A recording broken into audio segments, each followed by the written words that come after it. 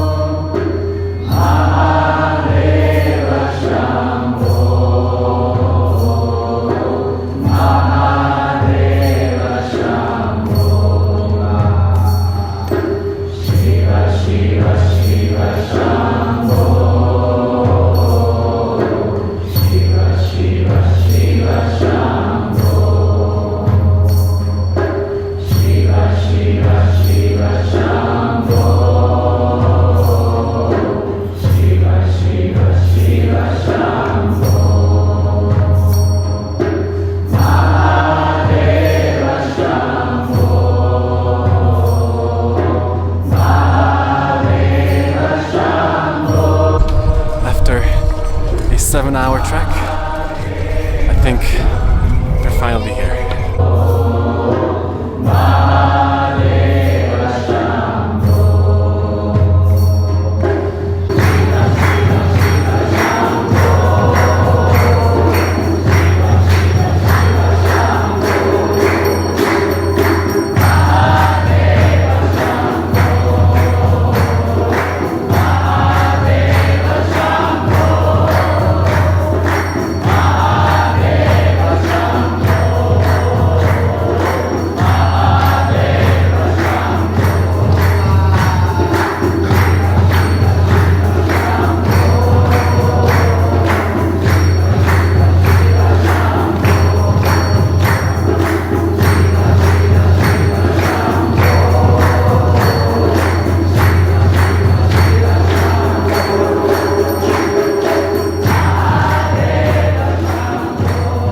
So according to the legend, this temple has been built by the 5 Pandava brothers who felt very guilty for killing their cousins in the battle which followed the Bhagavad Gita.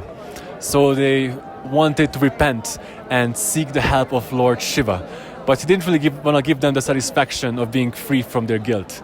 So the brothers chased him, and he turned into a bull and hid underground, which happened right here. And it is said that the hump of the bull stuck out from the ground, and that became the Shiva Linga that the brothers built the temple around and started worshipping it.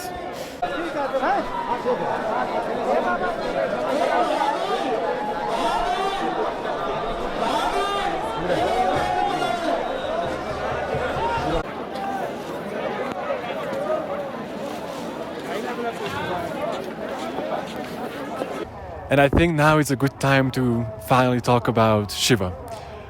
The reason why it's difficult because Shiva is that which is not.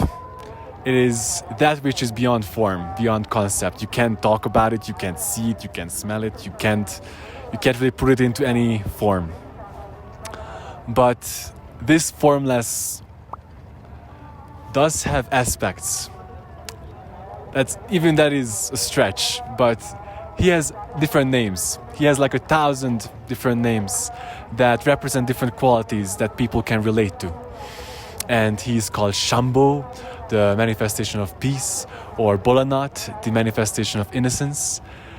But I think what we know Shiva the most for is his destructive aspects. You know, Mahakal and Bhairava. And I think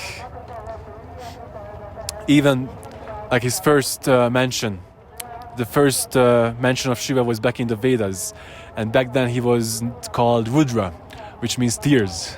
And he was the storm god. And you can imagine in the times of the Vedas, where people were depending on agriculture, the storms were pretty threatening and frightening. So to be the storm god, the destroyer, is really a heavy duty. And that is Shiva. He is the destroyer. He is the...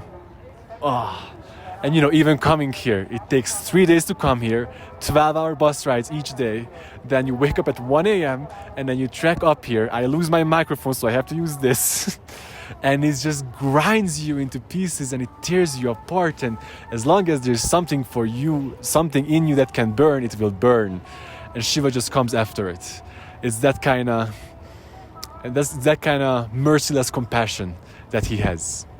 And this temple has built for him. And his path is a difficult one. But to show how I feel about Shiva, I have this quote that I want to share. For even as love crowns you, so shall he crucify you. Even as he is for your growth, so is he for your pruning. Even as he ascends to your height and caresses your tenderest branches that quiver in the sun, so shall he descend to your roots and shake them in their clinging to the earth.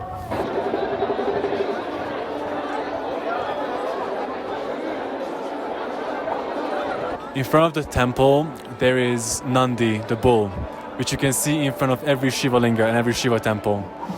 And Nandi is the representation of eternal patience, eternal waiting. And he is kind of giving a tip for us how we are supposed to enter this temple, because you see, he's not waiting for something. He's not expecting anything. He is ever still, unmoving. It's not so much It's not so much that he's waiting for something, it's more like a quality. The quality of being ever ready, being always receptive to Shiva. And so, as you can see, these people are also waiting to get into the temple, but they don't have that kind of meditative quality about it. So, when you see Nandi in front of a Shiva temple, just take the hint that you're not supposed to go in there to ask for something, or to do something, or to worship something. No, you're just supposed to go in there and be, and sit. Just like Nandi.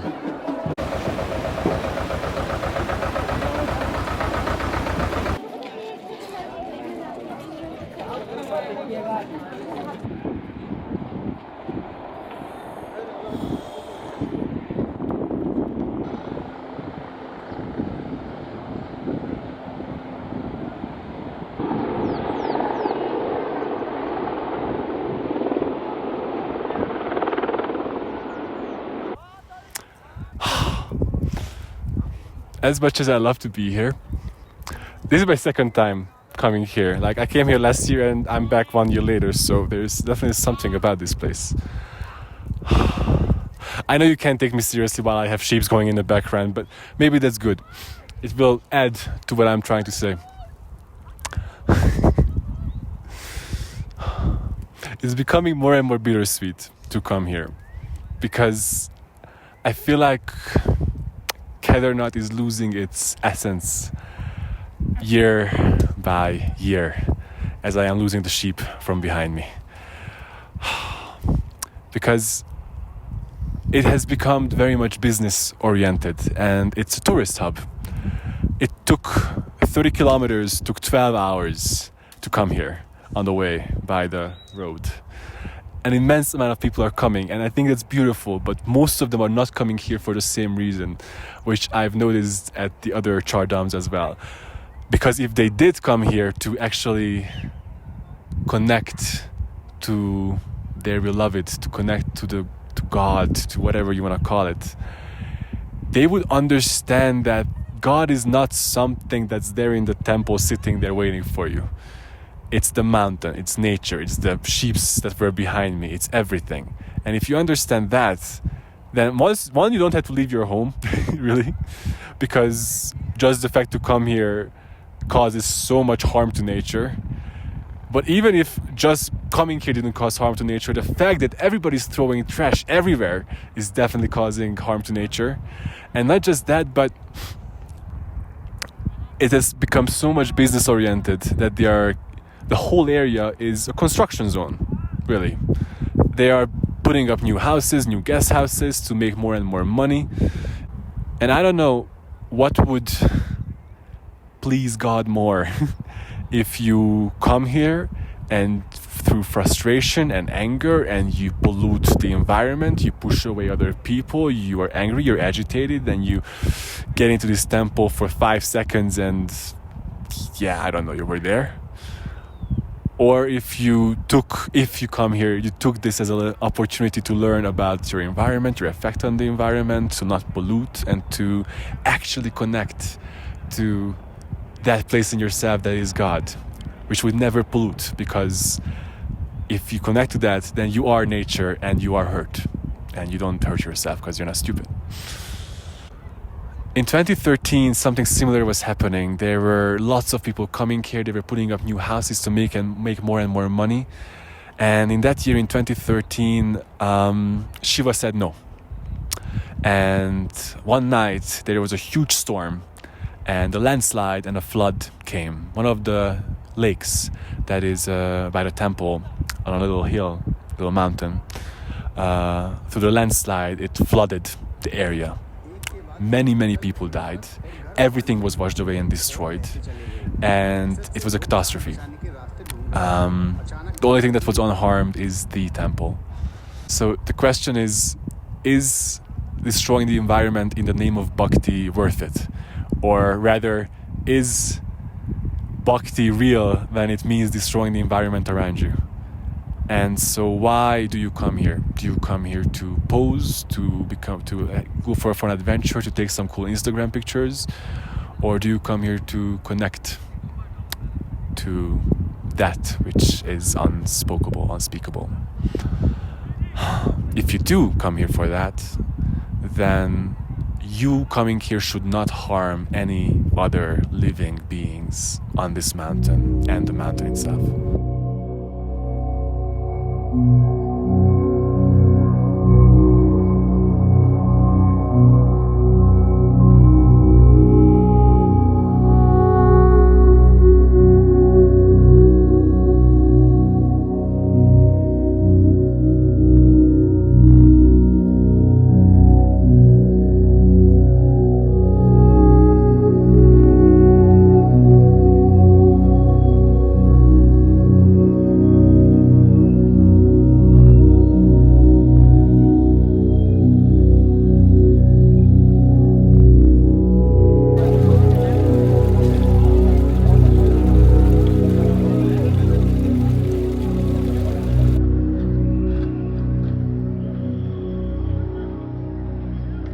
Okay, so behind me is the stone that during the flood fell in front of the temple, protecting it. And now it is used as a place of worship. And it's really beautiful. Everybody who comes here after visiting the temple, they come to this stone and do a little puja. And the whole area is covered in ghee and coins and all kinds of ritual offerings. And I have a lot of beautiful memories around this stone, because this was the first time here last year. I kind of got a feeling of what this whole puja ceremony is about, because everybody comes here and offers a little something. Somebody offers incense, somebody offers a little water, somebody makes these beautiful mandalas, and everybody just contributes to this space in a way, that is meaningful for them.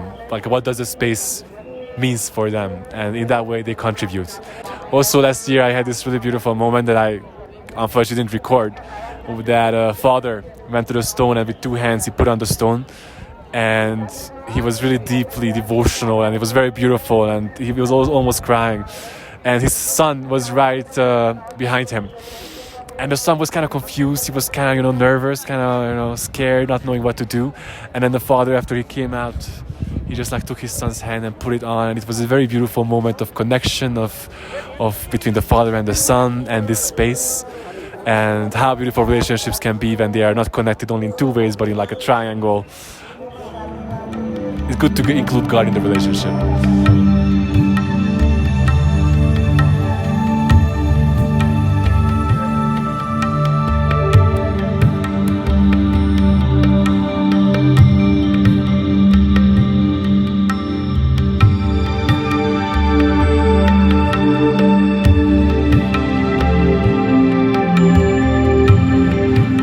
Ending, and I'm gonna go to sleep because tomorrow I have to trek down from the mountain so I can make my way to Badrinath, the last stop of the Char Dham Yatra.